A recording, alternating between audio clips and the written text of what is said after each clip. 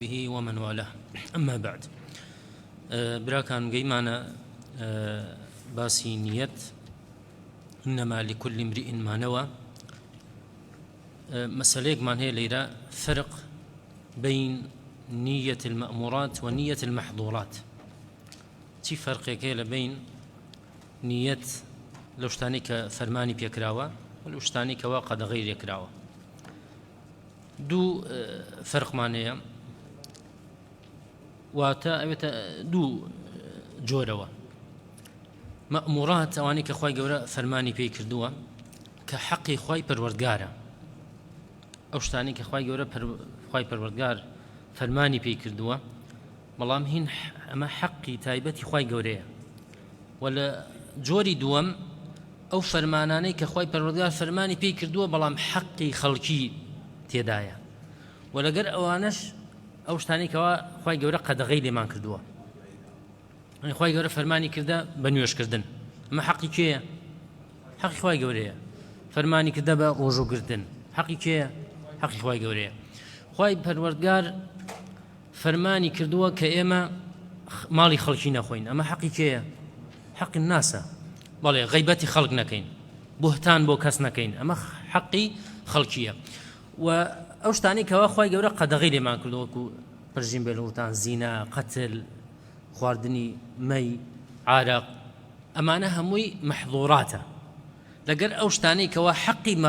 خەڵکیە جۆرێکن و حەقی خوای پەروەردگارش جۆرێکە. بۆیە ئەوەی کە حەقی خوای پەروەردگار بێت، هەر بە ئەنجامدانی تۆ ئەجر و پاداشتت دەسەکەوێ. نوێژ بکەی یەکسەر ئیخلاصت هەبێ بەخوای گەورە، یەکسەر چیە بێ؟ ئەجر و پاداشت لەسەر ئەو نوێژە وەرئەگری، چونکە حەقی خوای گەورەیە. بەڵام ئەو جۆرەی کەوا قەدەغەکان ناکەی یان حەقی خەڵکی تێدایە، ئەمانە پێویستی بە چییە؟ پێویستی بەوەیە کە تو نیەتت هەبێ کە نایکەی خوای گەورە ئەجر و پاداشتت بداتێ، لەبەر خوای گەورە نایکەی. چونکە وتمان نوێژکردن، ڕۆژوکردن، ئەمە پێویست ناگات تو بڵێی وەڵام من نیەتم خوایە، چونکە هەر کە نوێژەکەی ئەڵڵاهو ئەکبەر تو نیەتت خوای گەورەیە. بەڵام چی پێویستە؟ ئیخلاسی پێویستە، کە ڕیا نەکەی، بەڵام کە دزی ناکەی، کە کەس ناکوژی، کە غەیبەت ناکەی. ئەمانە ئەبێ لەبەر چی نەیکەی؟ لەبەر خوا، چونکە هەر نەکردنی تویسە کەسانێکی زۆر هەیە موسڵمانش نین، بەڵام دزی ناکە، غەش ناکە، کارەکانی بە جوانی باتەڕێوە، بەڵام نیەتی چییە؟ نیەتی ئەوەیە مەثەڵەن یعنی بە شتێکی جوانی نازانێ، لەبەر ترسی خەڵکی نایکە، لەوانەیە عوقوبەی بن، لەبەر شتان نایکە. بەڵام تۆی موسڵمان ئەتوانی ئەو شتانە کە عولەما پێڵێن مباحات بێ، یان حەقی خەڵکی بێ، یان حرامەکان بێت، کە نایکەی نیەتت هەبێ بە عیبادەت بۆتە نووسرێ. بۆیە لە سەلەف هەبووە وتێتی ئینی لە ئەحتەسیب چی؟ نەومەتی وەقەومەتی لله. چۆن هەڵسانم شەو نوێژەکەم، هەڵسم شەو نوێژەکەم، نیەتم خوای گەورەیە، نیەتم عیبادەتە، کە ئەخەومش نیەتم چییە؟ نیەتم عیبادەتە. بۆیە ئەو کاتە بۆیە نووسرێ بە عیبادەت. تۆ تێی بۆ مزگەوت، نیەتت ئەوەیە کە بێ بۆ مزگەوت، ئەوە لەسەر هەموو خوتوەیەک دایەنی، هەموو خوتوەیە بەرز دەکەیتەوە، ئەجر و پاداشتەیە. وە شتێکتانش پێ بڵێم خۆشەویستان، لە ڕۆژی جومعە پێغەمبەری خوا صلی الله علیه وسلم، یعنی ئەمە خەڵکی زۆر بێ ئاگان لی، بۆیە ئەبینین 10 دقە، چارەگێ، 20 دقە، هەندێکەیە لەگەر مەلائکە ئەچێتە با مینبەر ئەو کاتە تێ، بۆ یان گوێی لەم حەدیسە نەبووە یان ئاگای لێ نییە. پێغەمبەری خوا صلی الله علیه وسلم ئەفەرمێ لە ڕۆژی جومعە هەچ کەسێ خۆی بشوە، اینجا زووی بێت بۆ مزگەوت، اینجا سواری شت نەبێ بەپا بێ، اینجا نێزیکی ئیمام دابنشێت، هەموو خەتوەیەک کە ئەینا پێغەمبەری خوا صلی الله علیه وسلم ئەفەرمێ ئەجر و صیامی و قیامی سەنە، هەموو خەتوەیە کە ئەینەی ئەجری چەندێکی هەیە؟ ساڵێک شەو نوێژ و ڕۆژوگرتنش، ئەمە چی ئەجرێکە؟ بەڵام ئێمە زۆر غافلین لەم شتە. يعني من هالجار يعني أم حد سنبيست يعني أنا بداخل ومن أمشت الرنج شملي منك چکە من خوتبە ئەدەم ئەبێ کەی بڕۆم لەگەر پێشەوەی بانگ بدا بە دەقەیە دوان بەڵام تۆی مسلمان کە تێی نوێژەکەی لە مزگەوت ڕۆژی جومعە ئەم حەدسە بێنە بینت چکە ئەم حەدسە گەر لە بیرت نەبێ و گوێی پێ نەدەی بڕۆی تش ئەو ئەجرت ڕەنگە نەبێت بەڵام پێویستە ئێمە یعنی کابرایەک تێ بۆ مزگەوت ئەلی وەڵڵا منە ڕۆم خاستن لە مەکە و مەدینە خۆشەویستان کە لە مەکە یان لە مەدینە فەرز نییە سەڵات جەنازە نەکرێ ئەلێ منە ڕۆم بۆ نوێژ و نیەتی ئەوەشم هەیە کە ئێستاکە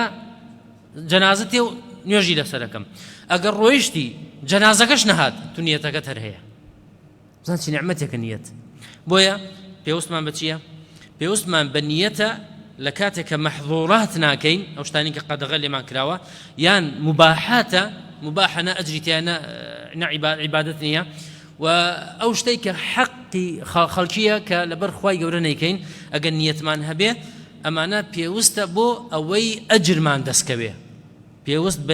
پێویست بە نیەت ئەکا بۆچی بۆ دەستکەوتنی ئەجر و پاداشت بۆیە ئەلێ المباحات تنقلب إلى عبادات بالنية الصالحة والهيئة المشروعة مباحات شتي مباح أبيت عبادة لتي كاتك نيتك باكت هبيه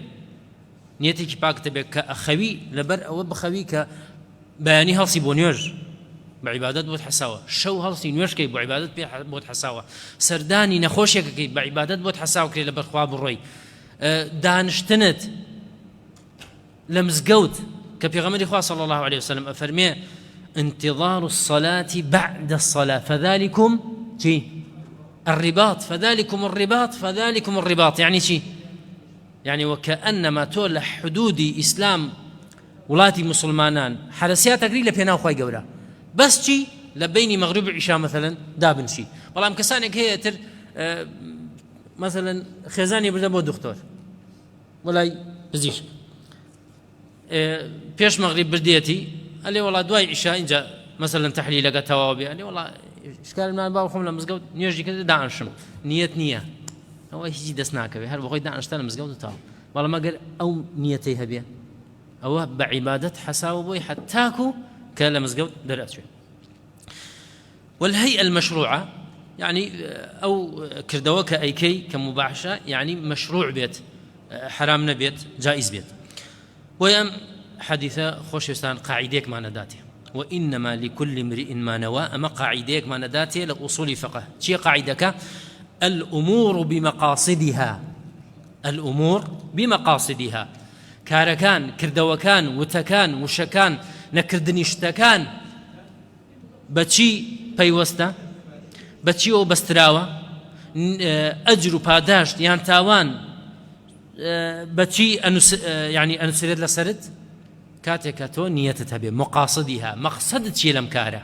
مقصد شيء أمكاره أكيد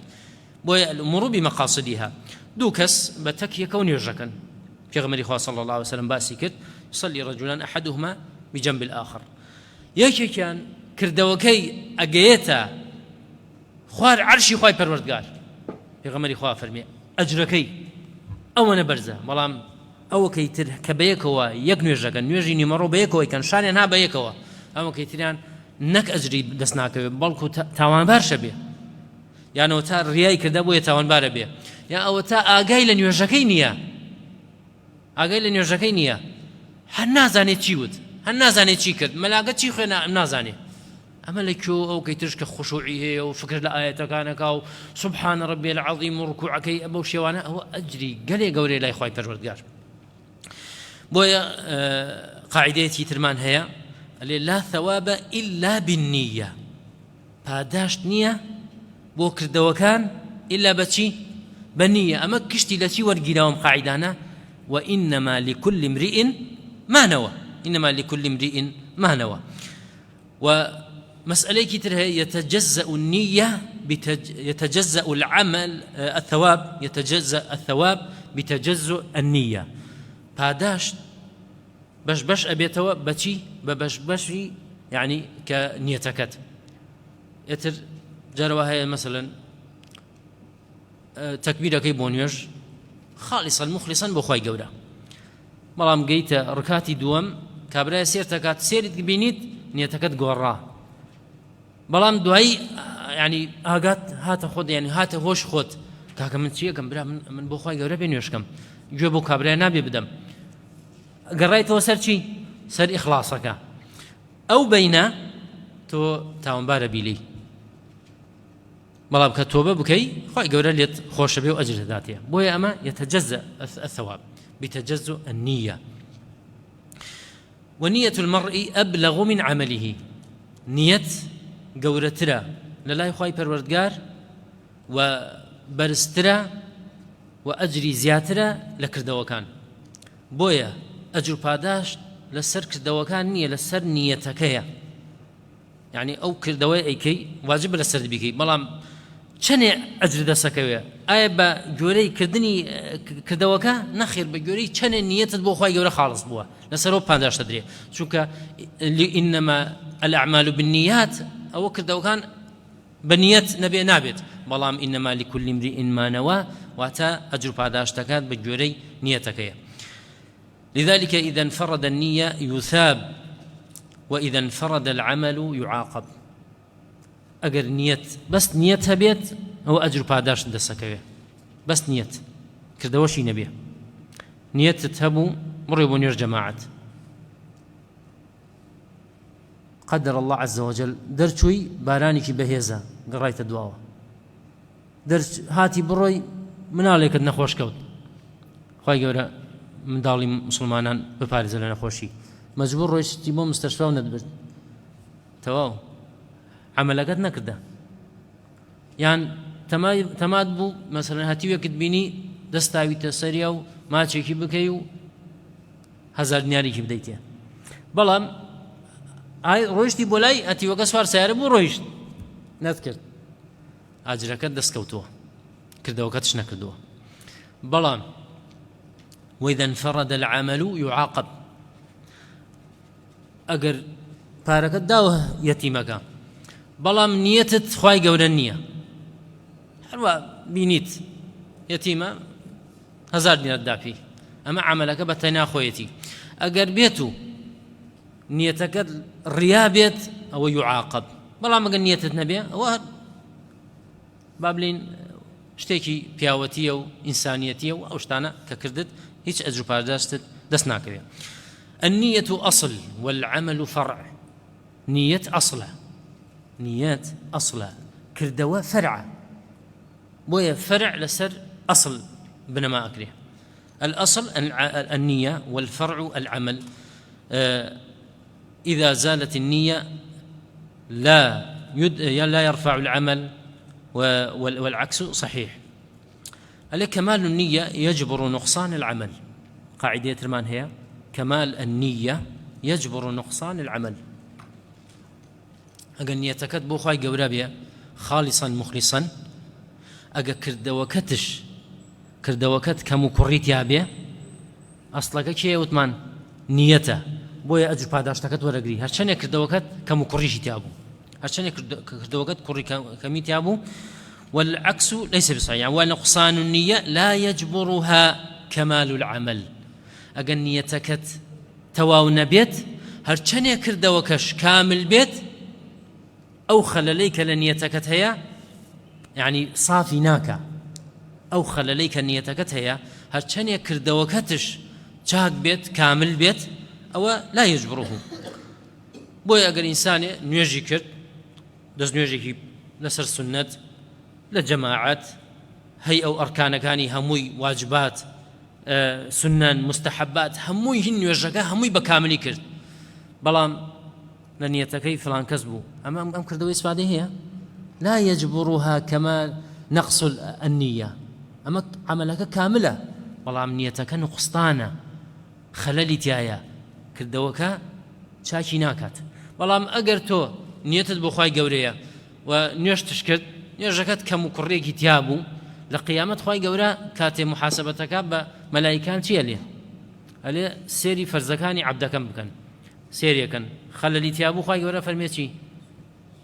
سيرين كبزان السنة هي أو خلالي بركنوا خواي قورا بود دافوشي بلام وقترينا بويا نقصان العمل من أراد الجهاد ولم يقدر كابرا أيوة برو جهاد بلام نفقي نية سلاحي بيانية نخوشي جهية أما أيوة جهادك بلام نيتواني أما عملك كامل نيتك كامل والأقرية وكو بيغمري خواه صلى الله عليه وسلم فرمودك بصحابة كان يموت إن بالمدينة أقواما ما سرتم مسيرا إلا وشاركوكم الأجر ولا قطعتم واديا إلا وشاركوكم الأجر وتلا مدينة قوم يكهن إيوه هيج دولكتان نبري هيج شوينكتان نبري لا هيج شوينك نرويشتان إلا أوان لو أجرب يعني مشاركتان يعني باش دارن لو أجريك إيوه لو كردويك إيوه أنجامي أدن بو وتي حبسهم العذر في غمر خاصة صلى الله عليه وسلم فرموي عذرك هي كويليان كرنتوانن بين لقرتانا بويا أجر نيتت خير بو نيتت شاكر بو نتشتواني بكي لبري عذرت هي أو خواي جورا بوتي بركاتوا بوتي أنوسيه وفي غمر خاصة صلى الله عليه وسلم أفرمي إذا مرض العبد أو سافر كتب له ما كان يفعله مقيما صحيحا هاتش بنديك ئەگەر سەفەرکە یان نەخۆش بکەوێ خوای گەورە چی بۆ نووسێ ئەو کردەوانەی کە لە پێش ئەوەی سەفەر بکە یان لە پێش ئەوەی کە نەخۆش بکەوێ ئەی کرد خوای گەورە هەر هەمان کردەوانەی بۆ نووسێ وەکانەم ئەکردێتی بەڵام ئەمە چی بۆ ئەنووسرێ ئەمە ئەجری نیەتەکە ئەجری ئەو شتانە بەڵام وەکو کردەوەکەی کردە وەکو کەسە نابێکە کردەوەکانی کردووە بۆیە لە دنیاە ئێمە چی لە سەرمانە خۆشەویستان بۆ حکومدان لەسەر خەڵکی نیەتەکەی یان کردەوەکەی ئێمە نیەتەکە ناتوانین حکم بکەین لەسەری لە دنیاە الحكم على شيء الظواهر أي لقيامة الحكم على الضمائر ويخواي قولا فرمي يوم تبلى السرائر يعني أو اشتاني كنهينين كشف بن بەڵام لە دنیا تۆ کابرا نوێژەکە سەدەقەکە زەکاتەدا حەجەکە عومرەکە نابێ بڵێ کاکە تۆ مڕائیت کاکە تو بۆ خواد نییە نە تو ظاهرەن ئەم کابرایە چییە کابرا لەسەر سونەتە تەواو بەڵێ و هاتووە لە ئەثەر کە لە ڕۆژی قیامەت کاتێ سجلی ئەعمال دائەنرێت خوای لە بەردەم لە بەردەستی خوای پەروەردگار خوای گەورە فەرمێ ئەمە قبول نییە ئەمەیان قبوڵە ئەمەیان قبول نییە ئەمەیان قبوڵە مەلائیکەکان ئەفەرمون ئەوانەی کەوا نووسیانە ئەوانەی کە نووسیانە ئاەنگایان لە دڵی تۆ نییە ئەوانەی کە کردەوەکانتە نووسن لەم با هەردووشانەکەت ئاگایان نییە تو نیەتت چییە بەڵام کردەوەکەتە بینن قسە ئەەکەی نوێژەکەی ڕۆژووەکەی ئەو شتانە ئەوان بەسە نووسن ئەلین یا ڕەب ما رأينا إلا خيرا ئەی خوای پەروەردگار والله ئێمە لە خێر زیاترمان نەبینی لەم کابرایە بۆ کردەوەکانی بۆ خوای پەروەردگار بەم سجلە ئەلەی تەواو ئەمە قبول نییە بۆ ئەمەیان قبوڵە خوای گەورە ئەفەرمێ فتقول الملائكة وعزتك ما رأينا إلا خيرا فيقول الله عز وجل هذه فعلت لوجهي أما لبيناو من كراوة أما قبوله وهذه فعلت لغير وجهي أما لبيناو من كراوة فاليوم لا أقبل إلا ما ابتغي به وجهي إمرو من هيك ورناقرم إلا أوين بك لبيناو من كراوة بويما يعني براسي يعني أثرك زور ترسناك ومن ليك يعني أقدار بين كيما كردواء كين أقدارين يتكان من بين قاعدة ترمان هي خوش يستلم فرمودي وريقرين من نوى الخير بنية صادقة وعجز عن فعله أو فعلها كتب بمنزلة فاعلها هسكسي نيتي خير بو بلام نيتواني بك أو بوي أنسري ككرديتي بوي پیغمبر خدا صلى الله عليه وسلم أفرمي دنيا هين چوار كسا إنما الدنيا ل4 نفر يا كم يعني رجل آتاه الله علما أو مالا ولم يؤته علما. يكميان رجل آتاه الله علما خواهي قورا علميشي زانستيكي بي بخشيوه دعوة أكالة بينا خواهي قورا ومارشي بي بخشيوه خواهي قورا چیەکە بەم علمەی ئەم ماڵە لە پێناو خوای گەورە ئەبەخشێ. دووەمیان خوای گەورە علمی پێ بەخشیوە بەڵام ماڵی پێ نەبەخشیوە. ئەلێ ئەگەر پارەی ئەو کابرایم هەبوایە، توانای ئەو کابرایم هەبوایە، ئەوە من شۆک و ئەو مەکرد، مزگەوتم دروستە کرد، با بنێن خزمەتی فەقیەکان مەکرد، ئاگام لە یەتیمە بوو، مستەشفام دروستە کرد. فەهما فی الئەجری سەوا، هەردووشیان لە ئەجرە وەکیەکن. بەڵام سێم و چوارەم، سێم چی بوو؟ کابرا خوای گەورە ماڵی پێی بەخشیوە بەڵام علمی پێ نەبەخشیوە. چیەکە؟ ئەتر لە پێناو غەزەبی خوای گەورە سەرفێکە، لە مەشروبات، لە ئافرەت، نە نازانم چی، لەو شتانە سەرفێکە. بەڵام سێم چوارەم نە ماڵی هەیە نە علمشی هەیە، بەڵام چاو لە کامیانەکە، چاو لە سێمەکە کە خراپە ئەکا. خۆزگا منش سیارەی ئەو هەم هەبوایە، هەموو ڕۆژێ ئافرەتێکم بۆ خۆم هەڵەگرد و ئەم برد و ئەم هاورد. خۆزگا من مدیر بوایم واوام لە خەڵکی ئەکرد، خۆزگا من ئەو شتە بوایم واوامە کرد. ئەوە وهما في الوزر سواء، وهما في الوزر سواء.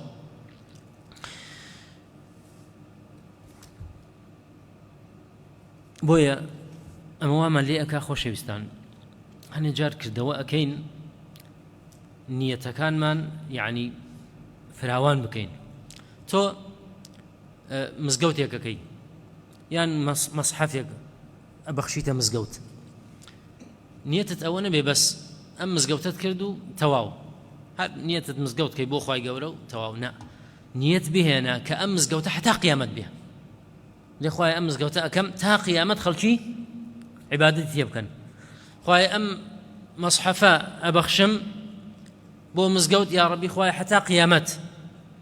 سەدەقەیەکەکەی بڵێ حتا قیامەت ئەجر و پاداشتم پێ بگەیە. خوای گەورە ئەگەر نەمێنێتش ئەو مزگەوتە ئەجر و پاداشتەکەی تا قیامەت بۆ مێنێ. بۆیە زۆر پێویستە ئێمە یعنی ئاگاداری کردەوەکان بین. چەندێ ئاگاداری کردەوەکانین، دەقات و سەدقات ئاگاداری نیەتەکانمان بین، چونکە سوودەکە لە نیەتەکەی خۆشەویستان، سوودەکە لە نیەتەکەیە. ما ينبني أوله على آخره، أمش قاعدة ترى ما ينبني أوله على آخره فيكفي فيه نية أوله، والعكس صحيح. ما ينبني أوله على آخره فيكفي فيه نية أوله. هتشكر دوية كالسر أو ابن ما أكريه كنيتكي لأوله كتاي بيبي مثلا لأول نية تهاور تاوت بيوس ناقه قش دقيته نية تهبي نيوش كردن كوتت الله أكبر يا كم جا نيتي نيوجي عسرتيني يعني لدلت واك بزاني أمني وجدشيو بو خواي قبل أنجام يديت وشان ركعته بيوس ناقه ركعتي دوم مش بلي والله بيشو ركعت دوم أعوذ بالله من الشيطان الرجيم فاتحة بخينم بهم نيتي كلي بيرم نا بيوس ناقه شو كما يك نيتي بيوستا نيتي أولي يعني حتى كوتاي أدبا بلام هندي كردوا هي حتى كوتاي نادبا مثلا روجو قردني مانجي رمضان أجر بتشراني تيكوت هاتشني خلافه لبين زانيان لا والله هني كان يعني بوشوني أنواع كيكم روج مانجي رمضان تو نيتت هنا يتر مانجك هموي تو بيوزبا أو ناقتو همو روجي خوتين كي والله مانجي هني كان لنا أبي همو بارشيوه يعني بزاني تو بوشينا أنا خوي بويواني كوا لين بيوزب نيتنا كهم بارشيوه لين كه بارشيوت كتوا أما خوي نيته والله ما أجر روجي لو بينا لما أنجك روجي دو روج سير روج ببهوي عذرك مشروع تو روجدنا قرت دوباره كقرتوا بيوستتو همان كاد نيتكت آمادكي تو جاري كتر همان كاد نيتكت آمادكي تو هروها نيوش كردن كردوكاني تركا بيوست إما لهمو أجزاء كاني نيت مان هبيا بويا على قاعدة مان هي وإنما لكل امرئ ما نوى كأوي العمل لأجل الناس رياء كردوا كردن دب بيناوي خلقي لبر محتي خلقي لبر سير كردني خلقي لبر سمعت رياء وترك العمل لأجل الناس شرك ووازل كردوا بهني كسانك هي يعني شيطان وانا وسوسي بو يندرس كردوا ناتواني دور ركاد نيوش دمزغود بكا ئەلێ وەڵای ڕیاکەم، ناتوانێت 1000 دینار بدات دەست فەقیرێکەوە لە ناو خەڵکی ئەلێ وەڵای ڕیاکەم، ناتوانێت ڕیش دابنا ئەلێ وەڵای ڕیاکەم. هەرچ کردەوەیە ئەوێ بیکە شەیطان لێ با بە ڕیاکەی تو چیەکەی کاکە تەڵەبی عیلمەکەم نا تو بۆ ڕیاتە، قورئان لەبەرەکەم تو بۆ ڕیاتە، بەرنوێژیەکەم تو بۆ ڕیاتە. ئەمە وای لێت ئێمە تووشی شرک هات کردەوە ناکا لەبەر چی؟ لەبەر خەڵکی نایکە. بۆیە العمل لأجل الناس ریاء، بەڵام ئەگەر بیکەی لەبەر خەڵکی خۆت مەبەستت خەڵکیە ئەوە ریایە، ئەوە ریایە. الرياء يحبط العمل إذا كان من أصله مع الاسترسال، أو باس ما أنكر تقريبا نوعا ما. أجر الرياء أجر لأصل عملك بو وتش بردوام بو حتى كردوقت توابو أو كردوي بطالبه فقدان الإخلاص يجعل عظائم التعبدات موبقات. فقدان الإخلاص إخلاص النمينة أما هموي لو قاعدة ورقدة وإنما لكل امرئ ما نوى.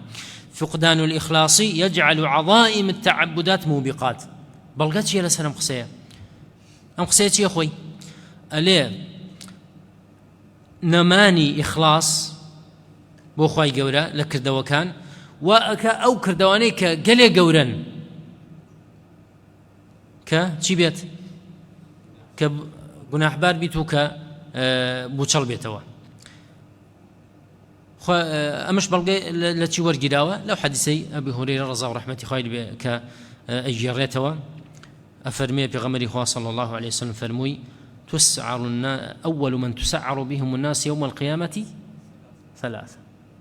يا كم تاخم كروجي قيامات آقريان بي أكريت وآمادة أكريه سيكسن أو سيكسانا قمتي كردو شاكان يعني كردو خرشيستان لنا مجتمعة يكي كان تجيبو عالم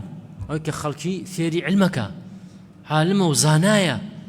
يعني خلق سودي لبين وكو مانقوايا بو خلقي لروشنايكي سنة وقرآن بو خلقي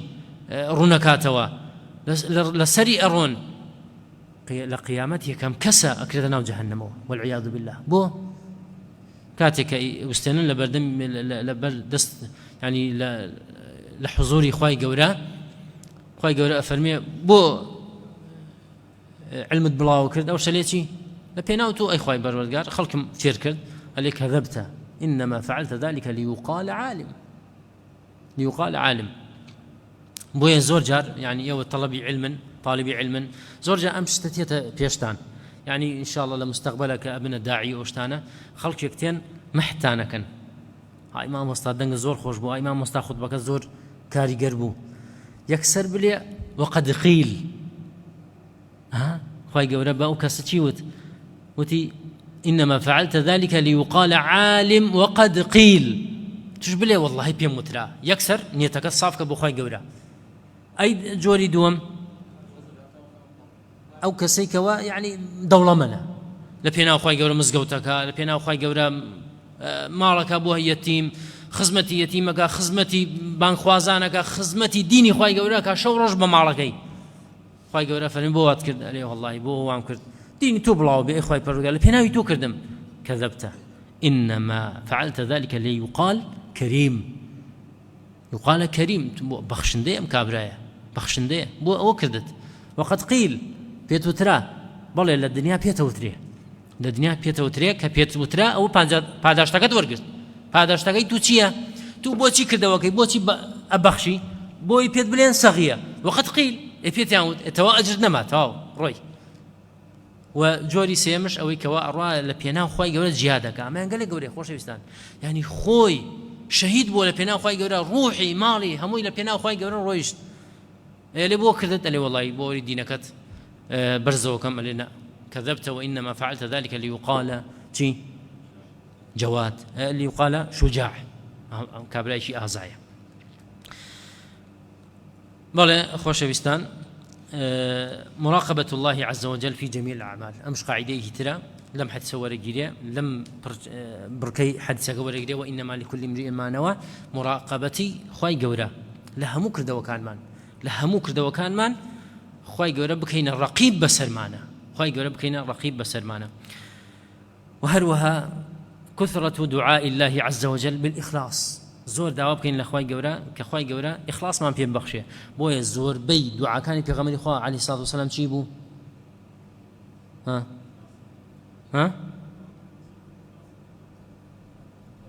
يا مقلب القلوب ثبت قلبي على دينك. دائما پێغەمبەری خوا صلى الله عليه وسلم ئەم دوعایە کرد دائما ببەردەوامی اللهم يا مقلب القلوب ثبت قلبي على دينك يا مصرف القلوب صرف قلبي على طاعتك. مطالعة سير الصالحين زۆر بخوێنەوە سیرەتی پیاوچاکان چۆن ئیخلاسیان هەبووە بۆ خوای گەورە چۆن کردەوەکانیان شاردووەتەوە کە پێویستی بەوە نەکردە کە ئیعلانی بکەن کردەوە هەیە پێویست بەوە ناکە کە ئیعلان بکرێ یان زۆر جا ئەگەر بێت و ئەو کردەوەیە ئەگەر شاراوە بێ ئەجری زیاترە لەوەی کە شاراوە نەبێت بە نهێنی بمێنێتەوە ئەجرەکەی زیاترە کە بووە شاراوە ئەجرەکەی کەمتر ئەبێ بۆیە هەوڵ بدەین كردوكان شاراوە بێ. مطالعة سير الصالحين. الحرص على عدم إظهار الأعمال التي لا يحتاج إلى إظهارها. هەوڵ بدەین ئەو کردوانەی کە پێویست ناکە ئێمە پێویست ناکە خەڵک ببینێ با خەڵک نەیبینێ قیام الليل سەدەقەکردن کە هەنێک کەسێ یعنی پێویست ناکە کە سەدەقەکانی ئاشکرا بکە ئیلا مەگەر لەبەرەوەی بێ کە خەڵک چاوی لێ بکەن ئەوە ئاساییە. بۆیە پێغەمبەری خوا صلی الله عليه وسلم نمونەیەکمان بۆ تێرێتەوە بۆ نیەت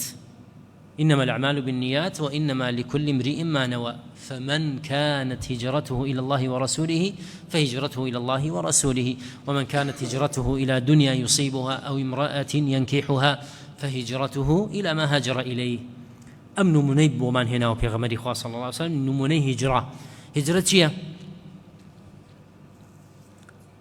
للغة الترك للغة هجرة بمعنى تركته جهشتن واز لهينان. الهجرة بمعنى الترك في اللغة.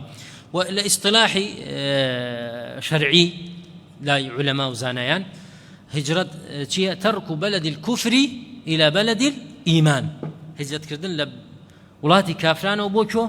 بولاتي مسلمانان. أما هجرة للشرع أوية. أفضل الهجرة فرسياري أفضل الهجرة نكبر زوج